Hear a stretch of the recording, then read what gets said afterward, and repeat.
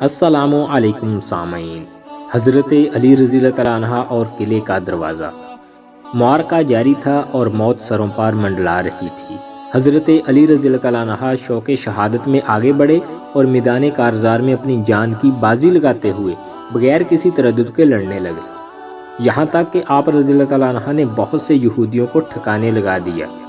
قریب تھا کہ قلعہ فتح ہو جائے کہ اچانک قلعہ کے پہرے داروں کا ایک اور گروہ نکلا۔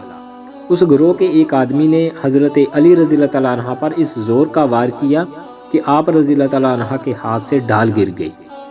یہ دیکھ کر حضرت علی رضی اللہ تعالیٰ عنہ نے پکار کر کہا، اس ذات کی قسم جس کے قبضے میں میری جان ہے، یا تو میں بھی شہادت کا وہی مزہ چکھوں گا جو حمزہ رضی اللہ تعالیٰ عنہ نے چکھا، یا پھر اللہ تعالیٰ ضرور میرے لیے اس کو کھول دے گا۔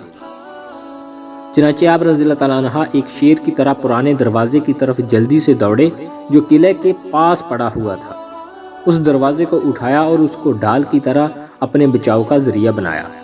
جب تک لڑتے رہے وہ دروازہ آپ رضی اللہ تعالیٰ عنہ کے ہاتھ میں رہا، یہاں تک کہ اللہ تعالیٰ نے آپ رضی اللہ تعالیٰ عنہ کے ہاتھ پر اس قلعے کو فتح فرمایا، تو پھر اس دروازے کو آپ رضی اللہ تعالیٰ عنہ نے پھینک دیا۔ رسول کریم صلی اللہ علیہ وآلہ وسلم کے غلام ابو رافع رضی اللہ تعالیٰ عنہ فرماتے ہیں کہ حضرت علی رضی اللہ تعالیٰ عنہ کا لشکر اس بات کا گواہ ہے کہ میں نے اپنے 7 ساتھیوں سمیت یہ کوشش کی کہ اس دروازے کو جسے حضرت علی رضی اللہ تعالیٰ عنہ نے اٹھا رکھا تھا زمین سے اٹھائیں یا دروازے کو الٹا دیں، مگر ہم نہ اٹھا سکے۔ سبحان اللہ۔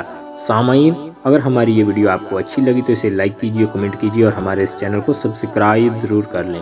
ہم اس طرح کی مزید ویڈیو آپ کے لیے لے کر حاضر ہوتے رہیں گے۔ ملتے ہیں اگلی ویڈیو میں، تب تک کے لیے اللہ حافظ۔